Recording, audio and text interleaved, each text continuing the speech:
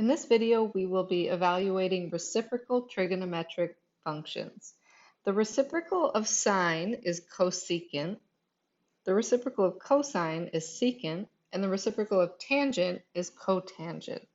So cosecant theta is defined as 1 over sine theta. And on the unit circle, when we evaluate sine of an angle theta, we choose the y-coordinate. So for cosecant, we're going to do 1 over the y-coordinate, or the reciprocal of the y-coordinate. Secant theta on the unit circle is going to be 1 over the x-coordinate. And remember that tangent theta was the y over the x. So cotangent theta is going to be 1 over y over x, which is the same as x over y, or the reciprocal of tangent. Okay, so to evaluate secant of 2 pi over 3, for example, I go to 2 pi over 3 on my unit circle, which is this angle, and I look at my coordinates. And secant is the reciprocal of cosine, so I take the x-coordinate and I find its reciprocal. So 1 over negative 1/2 is the same as 1 times negative 2 over 1, or we just flip negative 1/2 and we get negative 2. Cosecant of negative pi is coterminal with pi. I would swing in that direction and it would be this angle. So I'm looking at this point. Cosecant is the reciprocal of the y-coordinate. So 1 over the y-coordinate would be 1 over 0, which is undefined.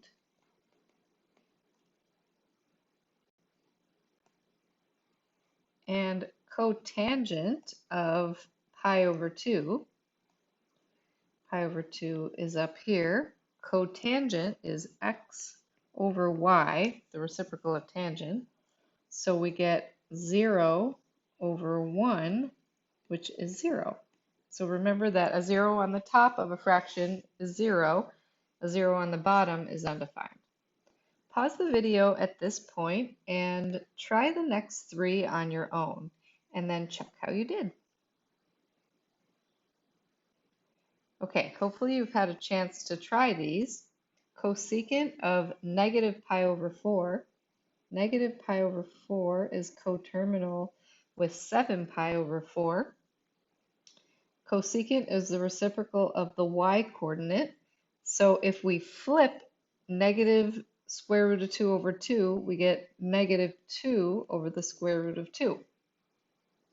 And rationalizing the denominator by multiplying by the square root of 2 over square root of 2 gives us negative 2 root 2 over 2. These regular 2's cancel, and we end up with negative square root of 2.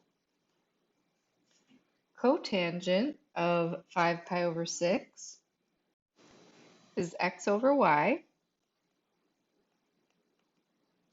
5 pi over 6 is right here, and so we get 1/2 over negative root 3 over 2. When we divide by a fraction, we multiply by the reciprocal, so that's 1/2 times negative 2 over root 3. The 2's cancel, we get negative 1 over root 3, and we rationalize the denominator by multiplying by root 3 over root 3, giving us negative root 3 over 3. And for the last one, secant of 3 pi over 4, here's 3 pi over 4, that's going to be 1 over the x-coordinate, which is the reciprocal of negative root 2 over 2. Flipping that fraction, we get negative 2 over root 2, and rationalizing the denominator, just like in part D, we get negative square root of 2.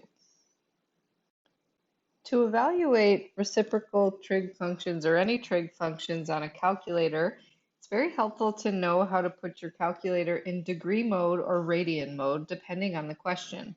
If the angle is measured in degrees, usually indicated by a degree symbol, you want your calculator to be in degree mode.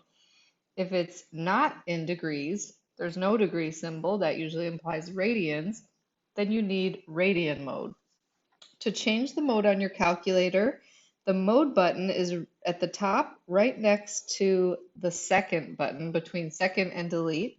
Pressing mode gives you a screen that looks like the one shown here. And if you want radian mode, you highlight radians and press enter. If you want degree mode, you highlight degrees and press enter. The screen shown in this image is in degree mode because degrees is highlighted. If you have a TI Inspire, you're going to press Dock 7.2 and you can choose radian or degree and make default. There's also a shortcut on a TI Inspire that if you look at the top of the screen, it says RAD or DEG, and if you click on that, it quickly changes it between degree mode and radian mode. In this first example, cotangent of 42 degrees, we first need to make sure the calculator is in degree mode, and then cotangent is the reciprocal of tangent. So we're going to do 1 over tangent of 42 degrees, and so we use this tangent button, and we get approximately, I'll do a squiggly equal sign for approximately, 1.11. Now for these next two, there's no degree symbol, so we would assume that those are in radians. So now we're going to switch our calculator to radian mode. For cosecant of -2, that's 1 over sine of -2. We plug that in the calculator and we get approximately -1.10. For secant of pi, we're going to do 1 over cosine of pi, which is -1.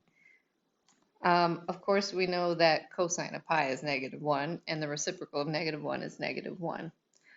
But if you're plugging that in your calculator, remember to use the pi button. We don't use 3.14 because we want to be accurate. Pause the video and try the next 3 on your own. Okay, check your answers on D through F. Your calculator needs to be in degree mode in part E and in radian mode for part D and part F. And for one last example, we have an application problem. A sparrow perches on the ledge of a building. It is 122 feet above the ground. It looks down at a squirrel along a line of sight that makes an angle of U with the building.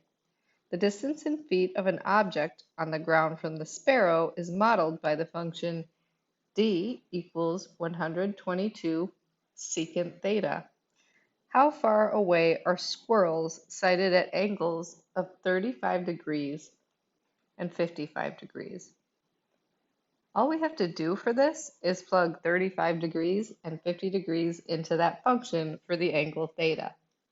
So for 35 degrees, we're going to do 122 secant of 35 degrees.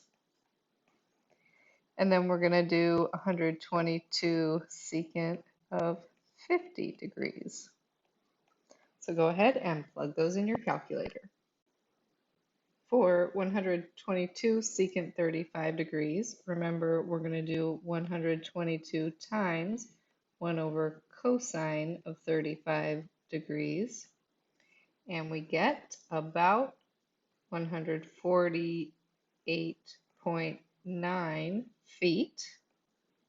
So that squirrel would be sighted 148.9 feet away. And for the other one, we would do 122 times 1 over cosine of 50, and we get approximately 189.8 feet.